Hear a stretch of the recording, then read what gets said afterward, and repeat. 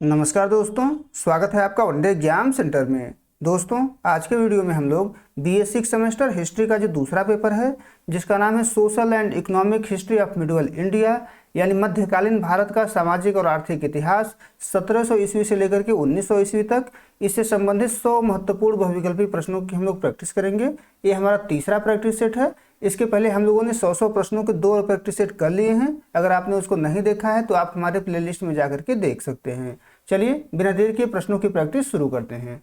आपका पहला प्रश्न है, राजा राम मोहन राय ने एकेश्वरवादियों को उपहार किस भाषा में लिखी थी? तो एकेश्वरवादियों को उपहार जो ग्रंथ इनके द्वारा लिखा गया था वो फारसी भाषा में लिखा गया था। बी ऑप्शन आपका पहले का सही हो जाएगा। दूसरा प्रश्न है, डेविड हेयर किस समाज सुधारक के करीबी सहयोगी थे? तो डेविड हेयर जो थे वो राजा राम मोहन राय के करीबी सहयोगी थे। सी ऑप्शन आपका दूसरे का सही हो जाएगा। तीसरा प्रश्न देख लेते हैं। इसमें आपसे पूछा गया है कि सत्य प्रकाश और वेदांत प्रकाश जैसी पत्रिकाओं का प्रकाशन किसने किया? तो सत्य प्रकाश और वेदांत प्रकाश जैसी पत्रिकाओं का जो प्रकाशन था वो स्वामी दयानंद सरस्वती के द्वारा किया गया था। बी ऑप्शन आपका तीसरे का सही हो जाएगा। चौथा प्रश्न है, मद्रास में वेद समाज की स्थापना किसने की थी? तो मद्रास में वेद समाज की स्थापना जो है श्रीधरलू नायडू के द्वारा किया गया था। बी ऑप्शन आपका चौथे का सही हो जाएगा। पांचवा प्रश्न देख लेते हैं। इसमें आपसे पूछा गया है कि सेवा सदन की स्थापना किसने की थी? तो सेवा सदन की स्थापना जो है बीएम मालाबारी के द्वारा किया गया था। ए ऑप्शन आपका पांचवें का सही हो जाएगा। छठा प्रश्न देख लेते हैं। इसमें आपसे पूछा गया है कि गुलामगिरी के लेखक ज्योतिबा फूले ने किस समाज की स्थापना की थी? तो ज्योतिबा फूले के द्वारा सत्य शोधक समाज की स्थापना की गई थी। सी ऑप्शन आपका छठवें का सही हो जाएगा। सातवां प्रश्न है, सर सैयद अहमद खान ने अलीगढ़ में किस वर्ष एमएओ कॉलेज की नींव रखी थी? तो सातवें का आपका बी ऑप्शन सही हो जाएगा। 1875 में रखी थी। डी ऑप्शन आपका सातवें का सही हो जाएगा। आठवां प्रश्न देख लेते हैं। इसमें आपसे पूछा गया है कि साधारण ब्रह्म समाज की स्थापना किसने की थी? तो साधारण ब्रह्म समाज की जो स्थापना है वो आनंद मोहन बोस और शिवनाथ शास्त्री के द्वारा किया गया था। ए ऑप्शन आपका आठवें का सही हो जाएगा। नौवां प्रश्न देख लेते हैं। इसमें आपसे पूछा गया है कि आधुनिक भारत में स्त्री शिक्षा के महान समर्थक कौन थे? तो ईश्वर चंद्र विद्यासागर थे, केशव चंद्र सेन से, दयानंद सरस्वती, ये तीनों जो है आधुनिक भारत में स्त्री शिक्षा के महान समर्थक माने जाते हैं। तो डी ऑप्शन आपका सही हो जाएगा, उपर्युक्त सभी। आगे बढ़ते हैं, 10वां प्रश्न देख लेते हैं। इसमें आपसे पूछा गया है कि ब्रह्म समाज का मुख्य सिद्धांत क्या था? तो ब्रह्म समाज का मुख्य सिद्धांत जो था वो एकेश्वरवाद था। सी ऑप्शन आपका 10वें का सही हो जाएगा। 11 नंबर प्रश्न है, कार्नवालिस ने बंगाल में स्थायी बंदोबस्त किसके सुझाव पर लागू किया था? तो कार्नवालिस ने बंगाल में स्थायी बंदोबस्त जो है जॉन शोर के सुझाव पर लागू किया था। ए ऑप्शन आपका 11 का सही हो जाएगा। 12 नंबर प्रश्न देख लेते हैं। महल शब्द का अर्थ भू राजस्व व्यवस्था में क्या था? तो महल शब्द का अर्थ जो है भू राजस्व व्यवस्था में गांव या जागीर था। बी ऑप्शन आपका 12 का सही हो जाएगा। 13 नंबर प्रश्न है, रैयतवाड़ी व्यवस्था में राजस्व का भुगतान सीधे किसके द्वारा किया जाता था? तो रैयतवाड़ी व्यवस्था में राजस्व का जो भुगतान होता था वो सीधे किसानों के द्वारा यानी रैयत के द्वारा किया जाता था। तो बी ऑप्शन आपका 13 का सही हो जाएगा। 14 नंबर प्रश्न है, स्थायी बंदोबस्त में सरकार का हिस्सा कितना तय था? तो स्थायी बंदोबस्त में सरकार का जो हिस्सा था वो कुल लगान का 10/11 भाग तय था। ए ऑप्शन आपका 14 का सही हो जाएगा। आगे बढ़ते हैं, 15 नंबर प्रश्न देख लेते हैं। इसमें आपसे पूछा गया है कि रैयतवाड़ी व्यवस्था मुख्य रूप से किन प्रांतों में लागू थी? तो रैयतवाड़ी व्यवस्था जो थी मुख्य रूप से मद्रास और बंबई में लागू थी। बी ऑप्शन आपका 15 का सही हो जाएगा। 16 नंबर प्रश्न है, महालवाड़ी व्यवस्था का प्रस्ताव सबसे पहले किसने दिया था? तो महालवाड़ी व्यवस्था का प्रस्ताव सबसे पहले जो है हाल्ट मैकेंजी के द्वारा दिया गया था। बी ऑप्शन आपका 16 का सही हो जाएगा। 17 नंबर प्रश्न है, उत्तर प्रदेश, इसको उस समय संयुक्त प्रांत के नाम से जाना जाता था, में कौन सी भू राजस्व प्रणाली प्रचलित थी? यानी संयुक्त प्रांत में कौन सी भू राजस्व प्रणाली प्रचलित थी? तो महालवाड़ी व्यवस्था प्रचलित थी। बी ऑप्शन आपका 17 का सही हो जाएगा। आगे बढ़ते हैं, 18 नंबर प्रश्न है, भू राजस्व की इजारेदारी प्रथा किसने शुरू की थी? तो भू राजस्व की इजारेदारी प्रथा जो थी वो वारेन हेस्टिंग्स के द्वारा शुरू किया गया था। बी ऑप्शन आपका 18 का सही हो जाएगा। आगे बढ़ते हैं, 19 नंबर प्रश्न देख लेते हैं। इसमें आपसे पूछा गया है कि ब्रिटिश नीतियों के कारण भारतीय कृषि में क्या परिवर्तन आया? तो भारतीय कृषि में जो परिवर्तन आया वो कृषि का व्यवसायीकरण हुआ। ए ऑप्शन आपका 19 का सही हो जाएगा। 20 नंबर प्रश्न है, सूर्यास्त नियम के तहत यदि जमींदार तय तिथि तक लगान नहीं चुकाता था तो क्या होता था? तो उसकी जमींदारी नीलाम कर दी जाती थी। बी ऑप्शन आपका 20वें का सही हो जाएगा। 21 नंबर प्रश्न है, शिल्पकारों के अंगूठे काट दिए गए, यह कथन किस उद्योग के संदर्भ में कहा जाता है? तो यह जो कथन है वो ढाका के मलमल उद्योग के संदर्भ में कहा जाता है। बी ऑप्शन आपका 21 का सही हो जाएगा। आगे बढ़ते हैं, 22 नंबर प्रश्न देख लेते हैं। इसमें आपसे पूछा गया है कि ब्रिटिश शासन के दौरान बी औद्योगिकीकरण का प्रमुख कारण क्या था, आपसे पूछा गया है। तो प्रमुख कारण इसमें से भारतीय माल पर भारी आयात शुल्क था, ब्रिटिश मशीनी माल की प्रतिस्पर्धा थी, भारतीय राजाओं के संरक्षण का अंत था। तो डी ऑप्शन आपका सही हो जाएगा, उपयुक्त सभी। आगे बढ़ते हैं, 23 नंबर प्रश्न देख लेते हैं। इसमें आपसे पूछा गया है कि कृषि के व्यवसायीकरण ने किस फसल के उत्पादन को सबसे अधिक बढ़ावा दिया? तो कृषि के व्यवसायीकरण ने सबसे ज्यादा नकदी फसलों को बढ़ावा दिया, जैसे नील हो गया, कपास हो गया, चाय हो गया। तो सी ऑप्शन आपका 23 का सही हो जाएगा। 24 नंबर प्रश्न है, नील विद्रोह का मुख्य केंद्र कौन सा प्रांत था? तो नील विद्रोह का मुख्य केंद्र जो है बंगाल था। बी ऑप्शन आपका 24 का सही हो जाएगा। 25 नंबर प्रश्न देख लेते हैं। भारतीय हस्तशिल्प के पतन से किस वर्ग में बेरोजगारी बढ़ी? तो भारतीय हस्तशिल्प के पतन से जो है बुनकर और दस्तकारों में बेरोजगारी बढ़ी। बी ऑप्शन आपका 25वें का सही हो जाएगा। 26 नंबर प्रश्न है। इसमें आपसे पूछा गया है कि कृषि के व्यवसायीकरण का किसानों पर क्या नकारात्मक प्रभाव पड़ा? तो कृषि के व्यवसायीकरण का जो नकारात्मक प्रभाव पड़ा वो किसानों में ऋणग्रस्तता बढ़ी, यानी ऋण उन्होंने ज्यादा लिया। तो ए ऑप्शन आपका 26 का सही हो जाएगा। 27 नंबर प्रश्न है, वन प्लांटेशन यानी बागान कृषि में निवेश करने वाले अधिकांश लोग कौन थे? तो बागान कृषि में निवेश करने वाले जो अधिकांश लोग थे वो यूरोपीय पूंजीपति थे। बी ऑप्शन आपका 27 का सही हो जाएगा। 28 नंबर प्रश्न है, चाय का पहला व्यावसायिक बागान भारत में कहाँ लगाया गया? तो चाय का पहला व्यावसायिक बागान जो था वो भारत में असम में लगाया गया था। सी ऑप्शन आपका 28 का सही हो जाएगा। 29 नंबर प्रश्न है, बी औद्योगिकरण के कारण शहरों से लोग कहाँ पलायन करने लगे? तो बी औद्योगिकरण के कारण शहरों से लोग जो है गांव की ओर पलायन करने लगे। बी ऑप्शन आपका सही हो जाएगा। आगे बढ़ते हैं, 30 नंबर प्रश्न देख लेते हैं। निम्नलिखित में से कौन सी एक व्यापारिक फसल नहीं है? इसमें से जो व्यापारिक फसल नहीं है वो मक्का है। मक्का को व्यापारिक फसल नहीं माना जाता है। सी ऑप्शन आपका 30वें का सही हो जाएगा। 31 नंबर प्रश्न देख लेते हैं। दादा भाई नौरोजी ने धन निष्कासन का सिद्धांत पहली बार कहाँ प्रस्तुत किया? तो दादा भाई नौरोजी के द्वारा धन निष्कासन का जो सिद्धांत था वो पहली बार जो है एक लेख में प्रस्तुत किया था और लेख का नाम था England's debt to India. B option आपका 31 का सही हो जाएगा। 32 नंबर प्रश्न है, दादा भाई नौरोजी को किस नाम से जाना जाता है? तो दादा भाई नौरोजी को grand old man of India के नाम से जाना जाता है। बी ऑप्शन आपका 32 का सही हो जाएगा। 33 नंबर प्रश्न है, इकोनॉमिक हिस्ट्री ऑफ इंडिया पुस्तक किस वर्ष प्रकाशित हुई? तो यह जो पुस्तक है ये 1901 में प्रकाशित हुई थी। ए ऑप्शन आपका 33 का सही हो जाएगा। 34 नंबर प्रश्न देख लेते हैं। इसमें आपसे पूछा गया है कि ब्रिटिश शासन के दौरान भारत से होने वाला निर्यात कैसा था? तो ब्रिटिश शासन के दौरान भारत से होने वाला जो निर्यात था वो कच्चे माल का निर्यात था। बी ऑप्शन आपका 34 का सही हो जाएगा।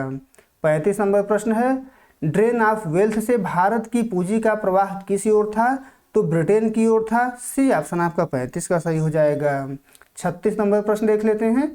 इसमें आपसे पूछा गया है कि धन निष्कासन सिद्धांत ने भारतीय राष्ट्रीय आंदोलन को क्या प्रदान किया? तो धन निष्कासन सिद्धांत ने भारतीय राष्ट्रीय आंदोलन को आर्थिक वैचारिक आधार प्रदान किया। बी ऑप्शन आपका 36 का सही हो जाएगा। 37 नंबर प्रश्न है, होम चार्जेज में निम्नलिखित में से क्या शामिल नहीं था? होम चार्जेज में क्या शामिल नहीं था? तो भारतीय शिक्षा पर खर्च इसमें शामिल नहीं था। बाकी भारतीय रेलवे को दिया गया ब्याज इसमें शामिल था। ब्रिटिश अधिकारियों को दिया गया वेतन इसमें शामिल था। इंडिया ऑफिस का खर्च भी इसमें शामिल था। सी ऑप्शन आपका 37 का सही हो जाएगा। 38 नंबर प्रश्न है, दादा भाई नौरोजी के अनुसार धन का निष्कासन भारत के लिए क्या था? तो दादा भाई नौरोजी के अनुसार धन का जो निष्कासन था वो राष्ट्रीय आपदा था। उन्होंने इसको अनिष्टों का अनिष्ट कहा हुआ है। सी ऑप्शन आपका 38 का सही हो जाएगा। 39 नंबर प्रश्न देख लेते हैं। आरसी दत्त ने धन निष्कासन को क्या संज्ञा दी? तो आरसी दत्त के द्वारा धन निष्कासन को जो है रक्तस्राव की संज्ञा दी गई थी। ए ऑप्शन आपका 39 का सही हो जाएगा। 40 नंबर प्रश्न देख लेते हैं। ड्रेन थ्योरी का विरोध किस ब्रिटिश अधिकारी ने किया था? तो ड्रेन थ्योरी का जो विरोध था वो लॉर्ड कर्जन के द्वारा किया गया था। ए ऑप्शन आपका 40 का सही हो जाएगा। 41 नंबर प्रश्न देख लेते हैं। भारत में रेलवे का मुख्य उद्देश्य क्या था? तो भारत में रेलवे का मुख्य उद्देश्य था ब्रिटिश सेना और व्यापार का सुदृढ़ीकरण। बी ऑप्शन आपका 41 का सही हो जाएगा। 42 नंबर प्रश्न है। पहली रेलगाड़ी ने बंबई से ठाणे के बीच कितनी दूरी तय की थी? तो पहली रेलगाड़ी के द्वारा बंबई से ठाणे के बीच जो है कुल 21 मील दूरी तय की गई थी, 34 किलोमीटर। बी ऑप्शन आपका 42 का सही हो जाएगा। आगे बढ़ते हैं, 43 नंबर प्रश्न देख लेते हैं। रेलवे के विस्तार से भारत में किस वर्ग को आर्थिक हानि हुई? तो रेलवे के विस्तार से भारत में जो है पारंपरिक परिवहन व्यवसायियों को हानि हुआ। बी ऑप्शन आपका 43 का सही हो जाएगा। 44 नंबर प्रश्न है। Great Indian peninsula railway company की स्थापना कहाँ हुई थी? तो great Indian peninsula railway company की जो स्थापना है वो ब्रिटेन में हुई थी। ए ऑप्शन आपका 44 का सही हो जाएगा। 45 नंबर प्रश्न है। रेलवे ने भारत के आंतरिक व्यापार को किस प्रकार प्रभावित किया? तो आंतरिक व्यापार को रेलवे ने स्थानीय मंडियों और वैश्विक मंडियों से जोड़ करके प्रभावित किया। बी ऑप्शन आपका 45 का सही हो जाएगा। आगे बढ़ते हैं, 46 नंबर प्रश्न देख लेते हैं। 1905 में रेलवे बोर्ड की स्थापना किसके समय में हुई थी? तो रेलवे बोर्ड की जो स्थापना थी वो लॉर्ड कर्जन के समय में हुई थी। बी ऑप्शन आपका 46 का सही हो जाएगा। 47 नंबर प्रश्न है। रेलवे अकाल निवारण में सहायक है, यह तर्क किसने दिया था? तो यह जो तर्क है वो ब्रिटिश सरकार के द्वारा दिया गया था। सी ऑप्शन आपका 47 का सही हो जाएगा। 48 नंबर प्रश्न है। रेलवे में प्रयुक्त होने वाले कोयले की मांग से किस उद्योग को बढ़ावा मिला? तो इससे जो है कोयला खनन उद्योग को बढ़ावा मिला। बी ऑप्शन आपका 48 का सही हो जाएगा। 49 नंबर प्रश्न है। रेलवे ने भारतीयों के बीच किस भावना को अनजाने में बढ़ावा दिया? तो रेलवे के द्वारा राष्ट्रीय एकता और संपर्क को बढ़ावा दिया गया था। ए ऑप्शन आपका 49 का सही हो जाएगा। आगे बढ़ते हैं, 50 नंबर प्रश्न देख लेते हैं। रेलवे लाइनों के निर्माण के लिए भारत सरकार ने ब्रिटिश कंपनियों को क्या दिया था? तो रेलवे लाइनों के निर्माण के लिए भारत सरकार के द्वारा ब्रिटिश कंपनियों को जो है मुफ्त जमीन और गारंटीकृत ब्याज दिया गया था। ए ऑप्शन आपका 50 का सही हो जाएगा। 51 नंबर प्रश्न देख लेते हैं। भारत में पहला बैंक ऑफ हिंदुस्तान कब स्थापित हुआ था? तो बैंक ऑफ हिंदुस्तान जो है 1770 में स्थापित हुआ था। बी ऑप्शन आपका 51 का सही हो जाएगा। 52 नंबर प्रश्न देख लेते हैं। इसमें आपसे पूछा गया है कि bank of Bengal, bank of Bombay और बैंक ऑफ मद्रास को क्या कहा जाता था? तो इन तीनों बैंकों को जो है प्रेसिडेंसी बैंक कहा जाता था। बी ऑप्शन आपका 52 का सही हो जाएगा। 53 नंबर प्रश्न देख लेते हैं। इंपीरियल बैंक ऑफ इंडिया का नाम बदलकर भारतीय स्टेट बैंक कब किया गया? तो यह नाम बदल करके जो है 1955 में रखा गया था। 1955 में इंपीरियल बैंक ऑफ इंडिया का नाम बदल करके भारतीय स्टेट बैंक कर दिया गया था। बी ऑप्शन आपका सही हो जाएगा।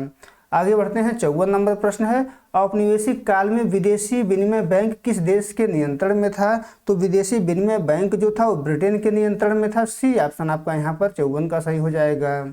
आगे बढ़ते हैं, 55 नंबर प्रश्न देख लेते हैं। पंजाब नेशनल बैंक की स्थापना में मुख्य भूमिका किसकी थी? तो पंजाब नेशनल बैंक की स्थापना में मुख्य भूमिका जो है लाला लाजपत राय की थी। बी ऑप्शन आपका 55 का सही हो जाएगा। 56 नंबर प्रश्न है। 1935 से पहले भारत में मुद्रा जारी करने का कार्य कौन करता था? तो 1935 से पहले भारत में मुद्रा जारी करने का जो कार्य होता था वो सरकार और बाद में इंपीरियल बैंक करते थे। बी ऑप्शन आपका 56 का सही हो जाएगा। आगे बढ़ते हैं, 57 नंबर प्रश्न देख लेते हैं।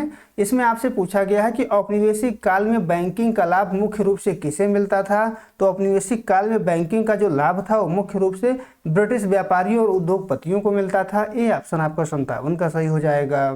58 नंबर प्रश्न देख लेते हैं। अवध कॉमर्शियल बैंक किस वर्ष स्थापित हुआ था? तो अवध कॉमर्शियल बैंक जो है 1881 में स्थापित हुआ था। बी ऑप्शन आपका 58 का सही हो जाएगा।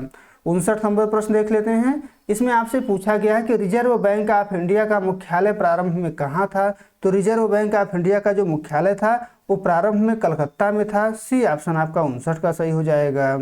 आगे बढ़ते हैं, 60 नंबर प्रश्न देख लेते हैं। इसमें आपसे पूछा गया है कि बैंकिंग प्रणाली के विकास ने भारत के किस क्षेत्र को सर्वाधिक प्रभावित किया? तो सबसे ज्यादा भारत में जिस क्षेत्र को इसने प्रभावित किया है वो व्यापार और वाणिज्य को। बी ऑप्शन आपका 60 का सही हो जाएगा। 61 नंबर प्रश्न है, प्रार्थना समाज की स्थापना किसकी प्रेरणा से हुई थी? तो प्रार्थना समाज की स्थापना जो है केशव चंद्र सेन की प्रेरणा से हुई थी। बी ऑप्शन आपका 61 का सही हो जाएगा। 62 नंबर प्रश्न है, आर्य समाज ने किस क्षेत्र में सर्वाधिक कार्य किया? तो आर्य समाज के द्वारा सबसे ज्यादा शिक्षा और समाज सुधार के क्षेत्र में कार्य किया गया। ए ऑप्शन आपका 62 का सही हो जाएगा। 63 नंबर प्रश्न है, अकाली आंदोलन का संबंध किससे था? तो अकाली आंदोलन का संबंध जो है सिख गुरुद्वारों की सुधार से था। बी ऑप्शन आपका 63 का सही हो जाएगा। 64 नंबर प्रश्न है, आत्मसम्मान आंदोलन किसने चलाया था? तो आत्मसम्मान आंदोलन जो है ईवी रामास्वामी पेरियार के द्वारा चलाया गया था। सी ऑप्शन आपका 64 का सही हो जाएगा। 65 नंबर प्रश्न है, भारत में स्थायी बंदोबस्त कहाँ लागू नहीं था? तो भारत में स्थायी बंदोबस्त जो था वो मद्रास में लागू नहीं था। बी ऑप्शन आपका 65 का सही हो जाएगा। 66 नंबर प्रश्न है, इसमें आपसे पूछा गया है कि रैयतवाड़ी व्यवस्था को सबसे पहले कहाँ लागू किया गया था? तो रैयतवाड़ी व्यवस्था को सबसे पहले जो है मद्रास के बारामहल जिले में लागू किया गया था। ए ऑप्शन आपका 66 का सही हो जाएगा। 67 नंबर प्रश्न है, बी औद्योगिकरण शब्द का प्रयोग किसके लिए किया जाता है? तो बी औद्योगिकरण शब्द का जो प्रयोग है घरेलू कुटीर उद्योगों के विनाश के लिए किया जाता है। बी ऑप्शन आपका 67 का सही हो जाएगा। 68 नंबर प्रश्न है, औपनिवेशिक काल में निर्यात अधिशेष का लाभ किसे मिला? तो औपनिवेशिक काल में निर्यात अधिशेष का जो लाभ था वो ब्रिटेन को प्राप्त हुआ था। सी ऑप्शन आपका 68 का सही हो जाएगा। 69 नंबर प्रश्न है, तत्वबोधिनी पत्रिका का संपादन किसने किया था? तो तत्वबोधिनी पत्रिका का जो संपादन है वो जो है अक्षय कुमार दत्त के द्वारा किया गया था। बी ऑप्शन आपका 69 का सही हो जाएगा। आगे बढ़ते हैं, 70 नंबर प्रश्न देख लेते हैं। वेदांत समाज की स्थापना स्वामी विवेकानंद ने कहाँ की थी? तो वेदांत समाज की जो स्थापना है वो जो है न्यूयॉर्क में किया गया था। ए ऑप्शन आपका 70 का सही हो जाएगा। आगे बढ़ते हैं, 71 नंबर प्रश्न है, ब्रिटिश भारत में अकाल संहिता किस वर्ष तैयार की गई? तो अकाल संहिता जो है 1883 में तैयार की गई थी। बी ऑप्शन आपका 71 का सही हो जाएगा। 72 नंबर प्रश्न है, धन निष्कासन के विरुद्ध आवाज उठाने वाला पहला समाचार पत्र कौन सा था? तो धन निष्कासन के विरुद्ध आवाज उठाने वाला पहला समाचार पत्र जो है अमृत बाजार पत्रिका थी। बी ऑप्शन आपका 72 का सही हो जाएगा। आगे बढ़ते हैं, 73 नंबर प्रश्न है, इसमें आपसे पूछा गया है कि भारत में पहली सूती कपड़ा मिल किसने स्थापित की थी? तो भारत में पहली सूती कपड़ा मिल जो है काओसजी नाना भाई दावर के द्वारा स्थापित किया गया था। सी ऑप्शन आपका सही हो जाएगा। आगे बढ़ते हैं, 74 नंबर प्रश्न है, इसमें आपसे पूछा गया है कि नील विद्रोह के समर्थन में किस समाचार पत्र ने महत्वपूर्ण भूमिका निभाई? तो जिस समाचार पत्र ने महत्वपूर्ण भूमिका निभाई थी वो थी हिंदू पैट्रियट, हरिश्चंद्र मुखर्जी के द्वारा निकाला जाता था। बी ऑप्शन आपका 74 का सही हो जाएगा। 75 नंबर प्रश्न है, शारदा एक्ट किस वर्ष पारित हुआ था? तो शारदा एक्ट जो था 1929 में पारित हुआ था। बी ऑप्शन आपका 75 का सही हो जाएगा। 76 नंबर प्रश्न है, लोक हितवादी किसे कहा जाता है? तो लोक हितवादी जो है गोपाल हरि देशमुख को कहा जाता है। ए ऑप्शन आपका 76 का सही हो जाएगा। 77 नंबर प्रश्न है, देव समाज की स्थापना कहाँ की गई थी? तो देव समाज की जो स्थापना है वो लाहौर में किया गया था। ए ऑप्शन आपका 77 का सही हो जाएगा। आगे बढ़ते हैं, 78 नंबर प्रश्न है, थियोसॉफिकल सोसाइटी की सदस्य बनकर एनी बेसेंट भारत कब आई? तो एनी बेसेंट भारत जो है थियोसॉफिकल सोसाइटी की सदस्य बनकर के 1893 में आई थी। बी ऑप्शन आपका 78 का सही हो जाएगा। 79 नंबर प्रश्न है, राजा राम मोहन राय की मृत्यु कहाँ हुई थी? तो राजा राम मोहन राय की जो मृत्यु है वो ब्रिस्टल इंग्लैंड में हुई थी। बी ऑप्शन आपका 79 का सही हो जाएगा। आगे बढ़ते हैं, 80 नंबर प्रश्न है, अहमदिया आंदोलन की तुलना किस ईसाई आंदोलन से की जाती है? तो अहमदिया आंदोलन की जो तुलना है वो जेसुइट से किया जाता है। बी ऑप्शन आपका 80 का सही हो जाएगा। आगे बढ़ते हैं, 81 नंबर प्रश्न देख लेते हैं। इसमें आपसे पूछा गया है कि रैयतवाड़ी व्यवस्था में राजस्व का पुनर्निर्धारण कितने वर्षों बाद होता था? तो इस व्यवस्था में राजस्व का जो पुनर्निर्धारण होता था वो 20 से 30 वर्ष बाद होता था। सी ऑप्शन आपका 81 का सही हो जाएगा। 82 नंबर प्रश्न देख लेते हैं, इजारेदारी प्रथा में भूमि किसे दी जाती थी? तो इजारेदारी प्रथा में भूमि जो है सबसे ऊंची बोली लगाने वाले को दी जाती थी। बी ऑप्शन आपका 82 का सही हो जाएगा। 83 नंबर प्रश्न है, भारत में रेलवे का मुख्य समर्थक गवर्नर जनरल कौन था? तो भारत में रेलवे का मुख्य समर्थक गवर्नर जनरल जो था वो लॉर्ड डलहौजी था। ए ऑप्शन आपका 83 का सही हो जाएगा। 84 नंबर प्रश्न है, धन निष्कासन सिद्धांत को भारतीय अर्थशास्त्र का आधार किसने माना? तो धन निष्कासन सिद्धांत को भारतीय अर्थशास्त्र का आधार जो है महादेव गोविंद रनाडे के द्वारा माना गया है। बी ऑप्शन आपका 84 का सही हो जाएगा। 85 नंबर प्रश्न है, इंपीरियल बैंक ऑफ इंडिया किन 3 बैंकों का मिश्रण था? तो इंपीरियल बैंक ऑफ इंडिया जो था वो बंगाल, बंबई और मद्रास के प्रेसिडेंसी बैंकों का मिश्रण था। बी ऑप्शन आपका 85 का सही हो जाएगा। 86 नंबर प्रश्न है, सत्यशोधक समाज का मुख्य ग्रंथ कौन सा है? तो सत्यशोधक समाज का जो मुख्य ग्रंथ है वो सार्वजनिक सत्य धर्म है और गुलामगिरी है। सी ऑप्शन आपका 86 का सही हो जाएगा। 87 नंबर प्रश्न है, इसमें आपसे पूछा गया है कि स्त्री विचारणी सभा की स्थापना किसने की थी? तो स्त्री विचारणी सभा की जो स्थापना है वो सरस्वती बाई जोशी के द्वारा किया गया था। बी ऑप्शन आपका 87 का सही हो जाएगा। 88 नंबर प्रश्न है, 19वीं सदी के अंत में भारत का सबसे बड़ा निर्यात मद क्या था? तो 19वीं शताब्दी के अंत में भारत का सबसे बड़ा निर्यात मद जो था वो कच्चा कपास और चाय था। ए ऑप्शन आपका 88 का सही हो जाएगा। 89 नंबर प्रश्न है, इसमें आपसे पूछा गया है कि भारत में पहली जूट मिल रिसरा बंगाल में कब स्थापित हुई? तो यह जो है 1855 में स्थापित हुई थी। बी ऑप्शन आपका 89 का सही हो जाएगा। आगे बढ़ते हैं, 90 नंबर प्रश्न देख लेते हैं। इसमें आपसे पूछा गया है कि आर्थिक राष्ट्रवाद का सबसे मुखर विरोधी समाचार पत्र कौन सा था? तो आर्थिक राष्ट्रवाद का सबसे मुखर विरोधी समाचार पत्र जो था वो द पायनियर था। यह ब्रिटिश सरकार का समर्थक था। बी ऑप्शन आपका 90 का सही हो जाएगा। 91 नंबर प्रश्न है, दादा भाई नौरोजी के अनुसार धन का निष्कासन भारत की किस समस्या की जड़ था?